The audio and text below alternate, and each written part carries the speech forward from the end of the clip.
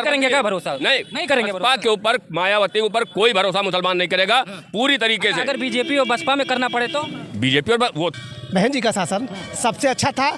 अधिकारी और कर्मचारी एकदम सीधे रहते थे। आज की सरकार में हमारे योगी आदित्यनाथ जी जो वर्तमान मुख्यमंत्री जी, मीडिया के लोग जिस दिन आप श्रीमान सच बोल देंगे, मीडिया के लोग, उस दिन इस सरकार का आखिरी दिन होगा। जिस दिन आ गई मीडिया आ गई, आइए इधर आइए। अरे हम बुरा नहीं मानते, हम लोग नहीं मानते बुरा। ये बताइए, बहन जी एक देश की बड़ी नेता है और बसपा का वोट खसकता नहीं है, न खसक रहा है। उसके विधायक ना उत्तर प्रदेश में बने हो। हाँ, मतलब आज एक तो भैया है के भाजपा वाले अभी देखिए विपक्ष में चले जाएंगे, खाद की बोरिया सर पे रख लेंगे। सिलेंडर इतना महंगा हो गया, अरे बाप रे बाप, रोटी खाना गरीब नहीं खा पा रहा है। अब सब्सिडी भी बंद कर दिए, तब कहने नहीं आएंगे कि सिलेंडर महंगा हो गया, खाद नहीं मिल रही है।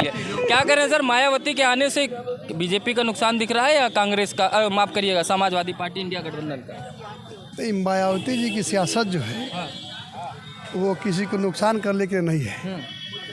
सब राजनीतिक पार्टी के लोग अपना अपना मना रहे हैं। आपका जो सवाल है किसको नुकसान हो रहा है, तो ये बी टीम तो कहते ही ना लोग कि बी टीम है, कहते हैं लोग। मैं कह रहा हूँ कि अभी जो घोटाला हुआ है सर्विस में, सहकारिता में जो हुआ है, इसमें मैं सुन रहा था कि आपने कहा कि जो है फला फला चोर। कहना आसान होता है सर। नौकरी में इन लोगों ने अंदर अंदर जो चोरी किया हुआ है, जो जांच अधिकारी जांच करने गया, उसके भी एक व्यक्ति को नौकरी दे दी। इससे बड़ा चोर कौन है? सही कह रहे। 24 भर्तियों में, जिसमें 24 भर्तियों में सीधा 15 ठाकुर। 17 सुन लीजिए, 17 तेज बोल रहा हूँ मैं यहाँ तक को राजपूत है। 2 कम कर दिया, ठीक है, 17 आप कह रहे हैं। तो ये बताइए कि किसी भी भर्ती के लिए यहाँ छात्र नौजवान बेरोजगारी के मुद्दे पर लड़ रहा है। ध्यान भटकाने के लिए श्रीमान अब कोई ना कोई मुद्दा इनके पास मिल जाता है। अभी क्या चाहिए? खेती का टाइम है तो खाद चाहिए। लड़के जो पढ़ रहे हैं उनको रोजगार चाहिए। फीस छात्रवृत्ति का मामला वो ख़त्म हो गया है। इस मामले में, लॉ एंड ऑर्डर के मामले में अपराध 0 टॉलरेंस पे है। रोजाना हत्या हो रही है। मैं अपने यहाँ बता रहा हूँ, बलिया में लगभग हर तीसरे दिन चौथे दिन हत्या की बात समझ में आती है श्रीमान। तो कहने का मतलब है कि लॉ एंड ऑर्डर कहाँ है? कागज़ में है। भर्ती कागज़ में है। शुल्क फीस माफ़ी कागज़ में है। और हमने 5 लाख रेवड़िया बांटी कागज़ में है। तो आपके चैनल के माध्यम से पूरे जनता का ध्यान आकृष्ट मैं करा रहा हूँ। नेता सुभाष चंद्र बोस जी थे, आदरणीय जो स्वर्गीय हो गए मुलायम सिंह यादव, 2 लोगों को नेता कहा गया था। अभी भारतीय जनता पार्टी का सिद्धांत, जैसे आपने कहा, मैं कह रहा हूँ आडवाणी जी 75 साल के हो गए, जोशी जी 75 साल के हो गए, कैलाश मिश्रा जी 75 साल के हो गए। उन पे आपका संविधान लागू था। और हमारे देश को जो माननीय प्रधानमंत्री जी हैं, इनके ऊपर लागू नहीं है।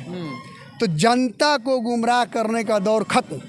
जैसा कि हमारे ये भाई साहब ने कहा, गुमराह करेगी उनको, आपको नहीं, अब जनता उनको गुमराह करेगी। उनको कहेगी, जैसे उन्होंने कहा कि नौकरी देंगे, कहा हम आपको वोट देंगे। लेकिन वोट किसको देगी? उसको मालूम है कि मृतक का वोट किसने पोल कराया। एक गांव में शादी ब्याह हो गया है किसी लड़की का, तो उस गांव में वोट किसने पोल कराया। ये सारी चीज़ें आपके चैनल के माध्यम से मैं जनता को बता देना चाहता हूं कि आने वाला कल भारतीय जनता पार्टी के विरुद्ध है। और पूरी आवाम, मीडिया के लोग, जिस दिन आप श्रीमान सच बोल देंगे, मीडिया के लोग, उस दिन इस सरकार का आखिरी दिन होगा। जिस दिन आ गई मीडिया आ गई, आइए इधर आइए। अरे हम बुरा नहीं मानते, हम लोग नहीं मानते बुरा। ये बताइए, जब तक बहन जी के बारे में ही पूछ रहा हूँ। अभी भाई साहब कहे कि जिधर ब्राह्मण चला गया, इधर गया उधर गया तो वोट मिल गया। लेकिन अगर पिछले कुछ कार्यकालों का देखा जाए तो ब्राह्मणों ने पूरा फुल सपोर्ट किया है भारतीय जनता पार्टी को, 80% के ऊपर। अब हालांकि कह रहे हैं कि सबसे ज़्यादा प्रताड़ित अगर कौन हो रहा है तो ब्राह्मण हो रहा है इनकी सरकार में। मायावती जी फुल चार्ज में आ गई हैं। अब पूरा 9 तारीख को रैली है, अब उनको भी 27 का चुनाव लड़ना है। वो कहीं अब की बार गठबंधन नहीं करेंगे। उन्होंने कांग्रेस के साथ भी करके देख लिया, सपा के साथ भी देख लिया, और मायावती जी जो है भाजपा के समर्थन से मुख्यमंत्री भी बन गई थी। तीनों पार्टियों का उन्होंने वो क्या भ्रमण कर लिया है। अब अकेले लड़ने का प्लान बना है। क्या लग रहा है, खुद आएंगी सत्ता में या इन्हीं दोनों लोगों को नुकसान पहुँचा देंगे? देखिए, बहन जी एक देश की बड़ी नेता है और बसपा का वोट खसकता नहीं है, न खसक रहा है। उसके विधायक न उत्तर प्रदेश में बने हो, एक है अभी। हाँ मतलब आज एक तो है ही है, लेकिन वो हम ही कह रहे हैं कि आज बहुमत में बहन जी नहीं है, लेकिन उत्तर प्रदेश की जनता ये जानती है कि बहन जी का शासन सबसे अच्छा था। बहन जी का शासन सबसे अच्छा था। अधिकारी और कर्मचारी एकदम सीधे रहते थे। आज की सरकार में हमारे योगी आदित्यनाथ जी जो वर्तमान मुख्यमंत्री जी हैं, ये अच्छे आदमी हैं, इसमें कहीं दो राय नहीं, लेकिन प्रशासन में बड़ी कमज़ोर पकड़ है। प्रशासन तो ऊपर से नीचे तक भ्रष्टाचार हो रहा है। बहुत समझ में नहीं आता है। योगी जी अच्छे हैं, अखिलेश जी अच्छे हैं, मायावती जी अच्छे हैं, लेकिन उनके नीचे वाले गड़बड़ कर देते हैं। फिर अच्छाई क्या मतलब भाई? इस अच्छाई का क्या मतलब कि नीचे वाला संभल ही नहीं रहा उनसे? वही कह रहे हैं कि नीचे इतना भ्रष्टाचार है, नीचे से लेके ऊपर से लेके नीचे, नीचे से लेके ऊपर तक। ये जान लीजिए भ्रष्टाचार में पूरा प्रदेश जो है प्रशासन का लगा हुआ है। पूरा 90% तो मान के चले कि भ्रष्टाचार में संभालेगा कौन? मुखिया ही संभालता ना। मुखिया ही संभालेंगे। मुखिया फिर अच्छा कैसे हो गया? अरे संभालेंगे भाजपा वाले। अभी देखिए विपक्ष में चले जाएंगे, खाद की बोरियां सर पे रख लेंगे, सिलेंडर इतना महंगा हो गया, अरे बाप रे बाप, रोटी खाना गरीब नहीं खा पा रहा है। अब सब्सिडी भी बंद कर दिए, तब कहने नहीं आएंगे कि सिलेंडर महंगा हो गया, खाद नहीं मिल रही है। नाटक तब करेंगे जब विपक्ष में जाएंगे तब। अभी काम इनको याद नहीं आ रहा है क्या करना है। यही पूछते हैं आपके सामने कि 10 काम कोई 22 से 25 के बीच में इस सरकार की उत्तर प्रदेश की वो उपलब्धि बता दे, कोई नहीं बताएगा। आपने कहा सुनिए, आप सवाल सुनिए। आपने कहा क्योंकि जो भी आप अगर सपा से हैं तो मैं बीजेपी वाला सवाल करूंगा, आप अगर मेरा काम है ये मत कहिएगा कि मैं इधर वाला उधर वाला बोल रहा हूँ। मेरा काम है ये बताइए कि आपने कहा कि अगर यही विपक्ष में आ जाएंगे तो सिलेंडर, आपने स्मृति ईरानी को कहीं ना कहीं याद किया, सिलेंडर लाद लेंगे, वो हंगामा करेंगे। तो विपक्ष में आप हैं, आप वही काम क्यों नहीं कर पा रहे हैं? जनता में मन में बात क्यों नहीं डाल पा रहे हैं? क्या विपक्ष में मलाई खाने के लिए आप लोग भी बैठे हैं? सिर्फ एसी गाड़ियों में बैठ के ट्वीट करेंगे तभी जनता समझेगी? देखिए अगर नहीं करते पत्रकार महोदय, यही दारुल सभा का यही गेट था जब आप आते थे आज से 6 महीने 1 साल पहले डिबेट करने। सुनिए, नहीं जो भी आता था उससे पूछिए। जब यहाँ जो है विपक्ष के 4 लोग होते थे तो भाजपा के 10 लोग होते थे।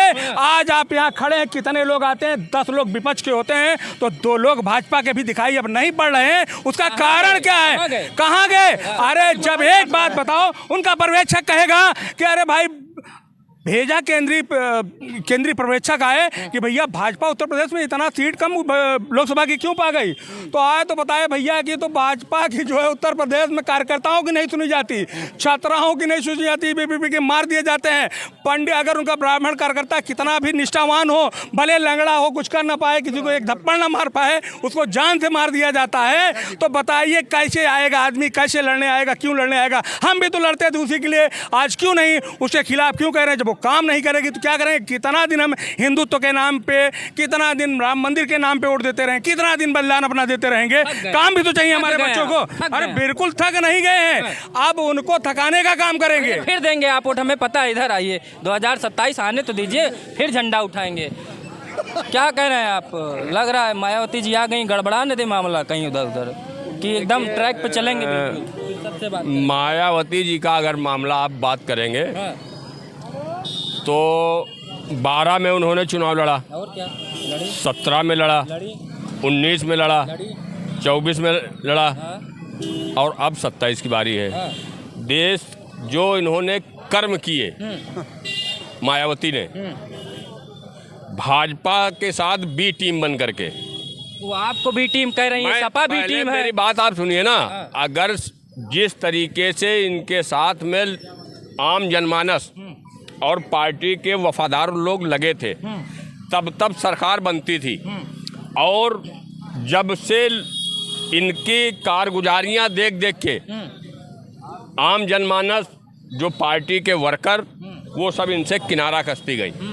शासन होना एक अलग का विषय है, और शासन किस लिए सख्त था वो भी तो आप बताओ ना। सिर्फ दौलत, जहाँ से दौलत आ रही वहीं से शासन सख्त होगा। दौलत की बेटी, अन्य दलितों का कोई भला नहीं। बहुत सही समझ रहे हैं? अन्य दलितों का कोई भला नहीं। 2 लोग चलाते थे, सतीश चंद्र मिश्रा और मायावती। अब जब कुछ नहीं बचा कौन पूछ रहा है मायावती जी को? अब गठबंधन में तो कोई लेने से रहा, क्योंकि जब एक तरफ ये अभी जहाँ पर इससे पहले अभी 17 से पहले बसपा के साथ में कम से कम आप इतना मान लीजिए कि 30 से 35% मुस्लिम मतदाता साथ में होता था। एकदम छिटक गए। आज की तारीख में 2% उनके साथ में नहीं है। वो लोग जाते हैं मेन मौके पे जिनको चुनाव लड़ना होता है कि अब कहीं से टिकट नहीं मिल रहा है तो अब बसपा से टिकट ले लो, और सिर्फ पैसे से टिकट वितरण करना। निष्ठावान बसपा का कितना बड़ा भी कार्यकर्ता रहा हो, ईमानदार है, टिकट नहीं मिलेगा। जो थैला लेके जाएगा टिकट वहाँ से मिलेगा।